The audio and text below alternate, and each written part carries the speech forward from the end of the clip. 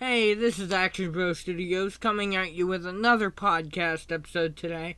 I know I made a podcast episode last week that I was kind of under the weather a little bit, and I was lazy and I just downloaded the audio file to the vision of my Spider-Man series video and just uploaded that. But today I am going to talk about another fan film project. It is something that I'm really passionate about, and with all the controversy and news and everything, I want to honor this person because he deserved better, and the studio did him dirty for Man of Steel 2 Rise of Bizarro fan film. It's the sequel that we never got of Man of Steel. A couple months ago in Black Adam, Henry Cavill showed back up as Superman. He was set to reprise his role, but then new leadership came in, and James Gunn and Peter Safran said he's not going to be Superman anymore.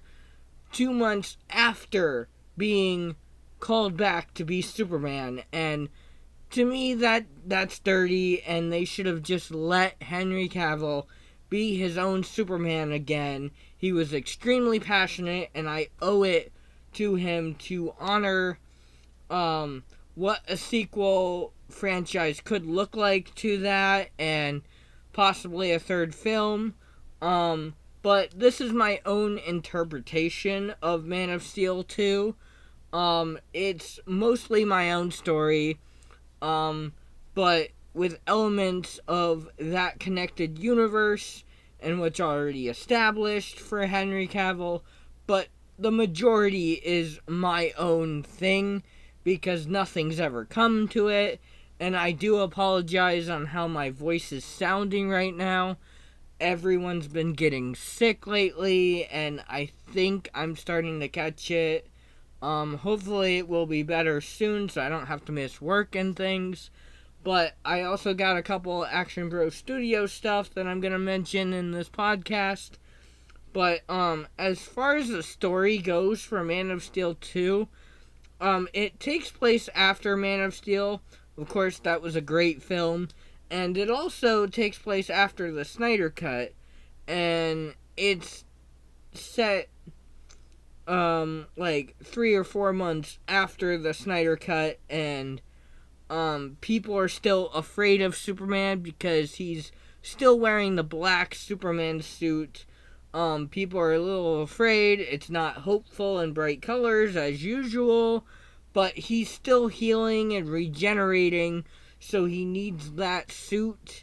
I know that's in the comics, and I like that, and I know in the Snyder Cut it was never really explained why he has that, but to me, I'm going to be doing that. I'm going to, say Superman and Lois Lane have had a rocky relationship recently because Superman's a part of the Justice League, always with the Justice League, never with Lois. And so that creates a tension, and me and my friends who are acting in this film have thought it would be better to place a situation to where Superman and Lois are having a rocky relationship, because me and the person who's playing Lois Lane, Juliana, are best friends, and it would just be weird. Now, we are adults and we can act, so we are adding a little bit of love scenes. Not that much, but I do like the idea of tension between those, and it's an interesting story arc. Now, the main villain will be, of course, Lex Luthor, but also there's going to be a side villain named Bizarro. And what Bizarro is he's the zombie version clone of Superman, who was created by Lex Luthor and tries to basically frame Superman and create a bad public image for him, but there is still hope for this project. And towards the end of a film, I'm thinking I have 75% of the concrete storyline in place. Now that could change. I've changed it a couple times because of everything going on with DC. I'm doing my own thing, as I should be. But anyway, there's gonna be really, it's gonna be emotional, dark. It's gonna be a lighter tone film as well. It's kind of like a mix of all.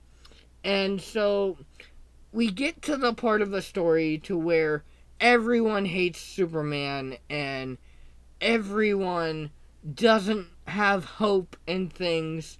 And then, to help Superman save the day, we introduce a great character in this movie. Now, he is still tied to Lex Luthor as well, because Lex Luthor also has created Superboy as well, and at first he's evil, but he eventually turns good and stuff, and I'm going to add that character to our film at the middle to end, because it is a great story, and I think it would be really great in my interpretation of it. And so Henry Cavill deserved better as Superman, and I have a vision on what I would like to happen. Now, this might not be everyone's opinion, obviously, but it is what I think should happen with Henry Cavill, and I'm so lucky to be a part of this, and I have some concept art I'm starting to do. The script is coming along nicely. I have about 5 scenes written. It's coming along slowly, but the project that has the most pre-production is still Spider-Man, and we are going to have a couple more updates on that very soon. But yeah, so basically the story is Superman and Lois Lane are having a hard time with their relationship, moving in together and things, and, you know, causing drama between the Justice League and their relationship, and everyone hating Superman and framing him, and eventually he gains the public's hope and trust back by changing to his brighter suit towards the end of the film and making sure that everyone's safe. There's gonna be consequences to some of Superman's actions, but he does them, like in the first Man of Steel, how he snapped General Zod's neck. He saved a family, and I feel like a lot of people were like, kind of like, Superman's a bad guy, he killed this person. But like, if he didn't kill this person, then this family was gonna die. So it deals with that, and some of those, and I really like that. And so Connor is the co-director of it. He's been talking to me about some ideas for it. Liam is the script developer advisor, which he has come up with ideas. He's also Lex Luthor. He's been great about ideas for Lex Luthor. Lois Lane generally writes her own scenes because she's just an amazing person, and you know what she does with her own character, I give her that power, because her characters that she usually stars as is written to what the person she actually is in real life, and to be able to play a character that's based on her but also something else, she adds an extra development to that character and just really fleshes that out, and it's gonna be awesome.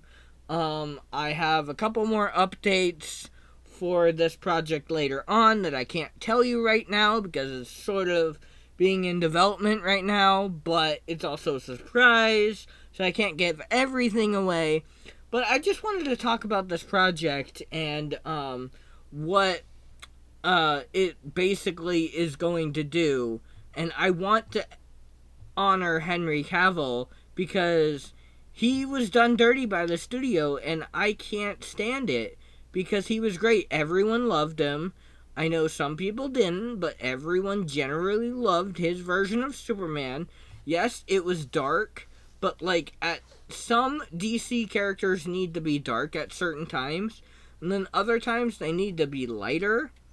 And so that's why I enjoyed the Shazam movie, because that was a lightful movie and had fun, but it was still kind of dark at some points. So I feel like DC needs to start doing that. And I look forward to making this project. And yeah, I'll give you some more updates later on about certain things like the costumes and stuff later on.